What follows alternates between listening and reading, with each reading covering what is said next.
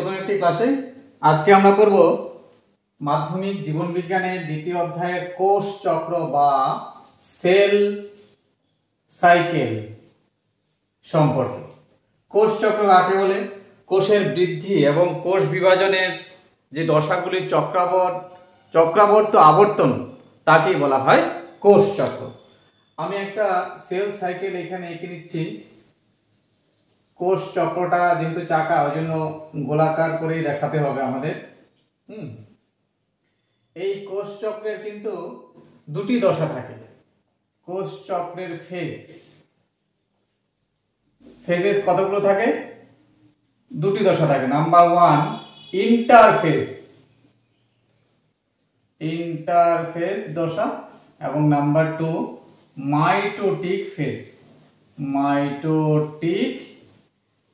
দশা।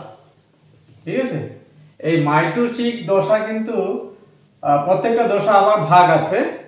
আমরা আসবো ইন্টারফেজ দশাকে তিনটে ভাগে ভাগ করা হয়, G1, S এবং G2, অর্থাৎ গ্যাপ 1 সিনথেসিস ফেজ এবং গ্যাপ 2 দ্বিতীয় বিরতি দশা। আর মাইটোটিক ফেজেরও টোটাল 4টে ভাগ আছে, প্রোফেজ, মেটাফেজ, অ্যানাফেজ এবং টেলোফেজ। এটাই আমরা চক্রের মাধ্যমে দেখাবো।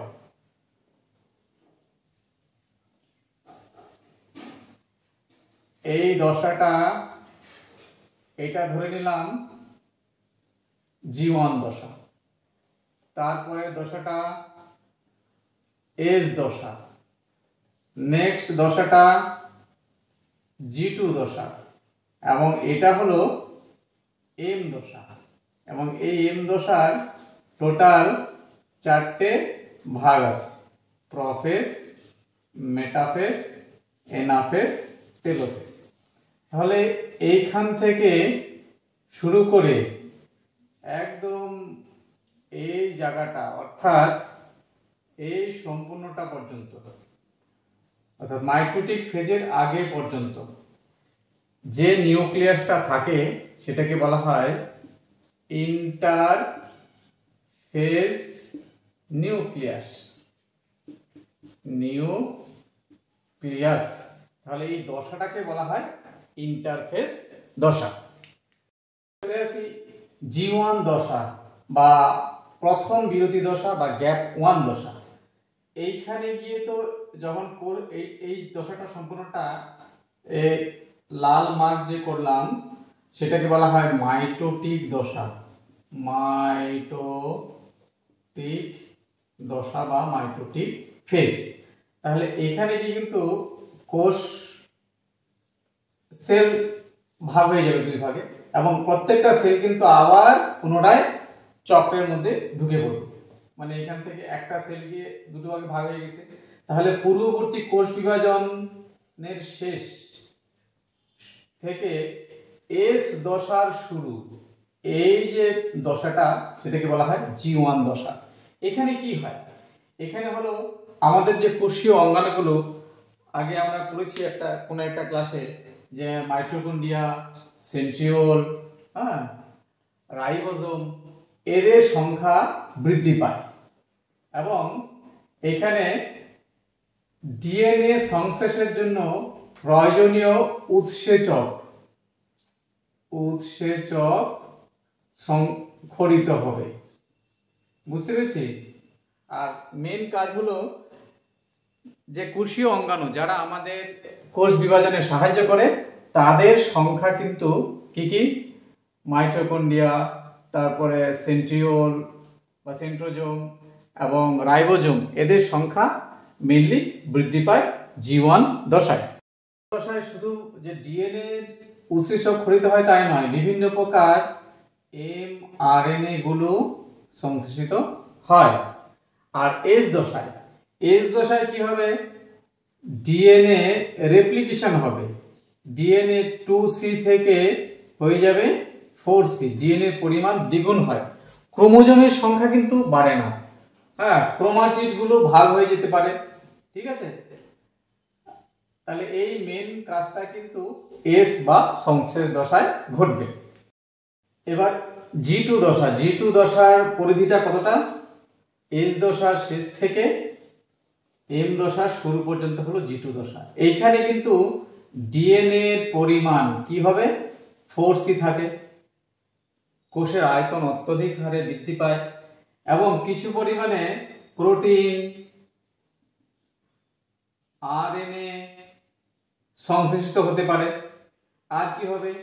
এটিপি দরকার পড়ে, কোষটি যেহেতু বিভাজনে চলে যাবে, মাইটোটিক ফেজে প্রবেশ করবে, তার জন্য শক্তির দরকার।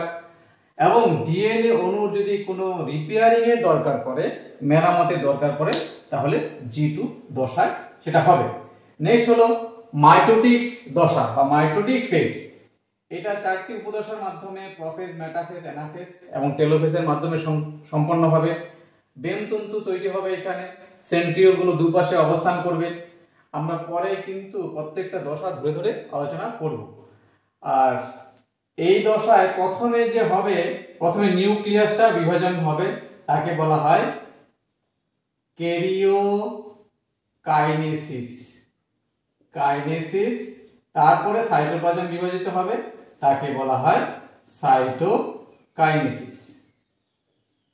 তাহলে ক্যারিওকাইনেসিস এবং সাইটোকাইনেসিসের মাধ্যমে কিন্তু মাইটোটিক দশাটা সম্পন্ন হবে এবং একটা কোষ থেকে দুটো কোষ তৈরি হবে। এই যে কোষ চক্রটা সম্পন্ন হয়, কোষ চক্রের প্রত্যেকটা জায়গায় জায়গায় কিন্তু বিভিন্ন ধরনের চেক পয়েন্ট থাকে। যেমন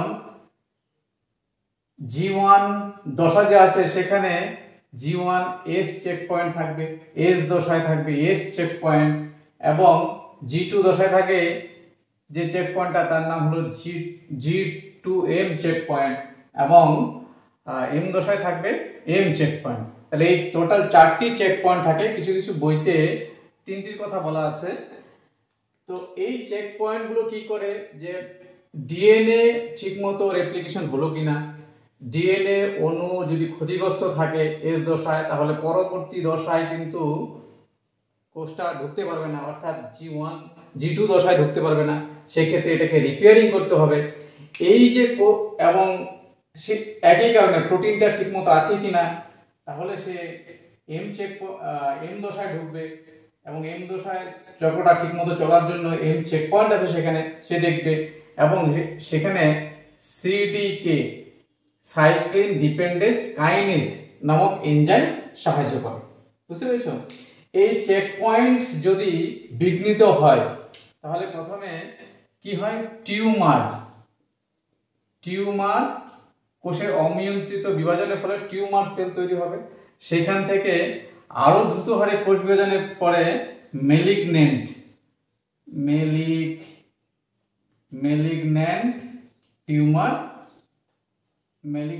টিউমার তৈরি করবে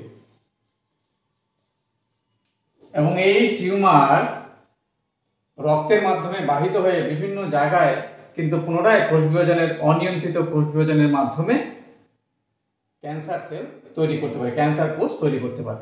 এই প্রক্রিয়াটা বলা হয় মেটাস্টেসিস। বুঝতে পেরেছি?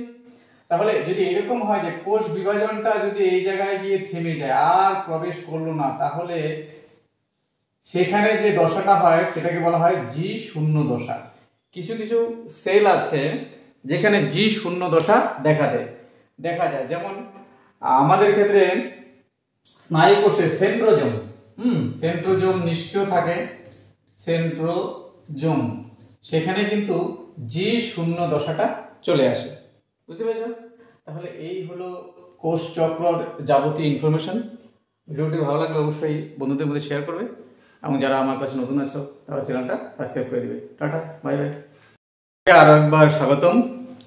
আজকে নতুন ক্লাসে আমরা শিখব মাধ্যমিক জীবন বিজ্ঞানের 2 নম্বর চ্যাপ্টার, দ্বিতীয় চ্যাপ্টার কন্টিনিউটি অফ লাইফ থেকে কোষ বিভাজনের প্রকারভেদ সম্পর্কে, types of cell division.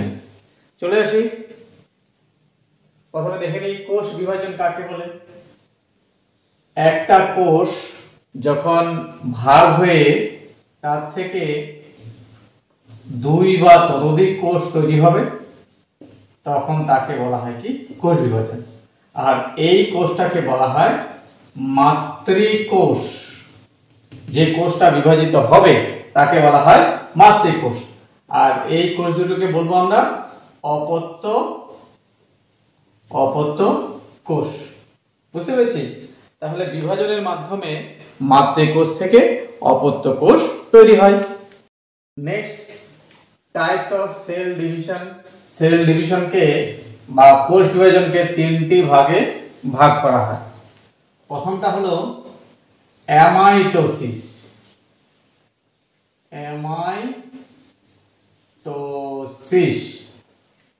Number 2 mitosis, কোষ বিভাজন, মাইটোসিস।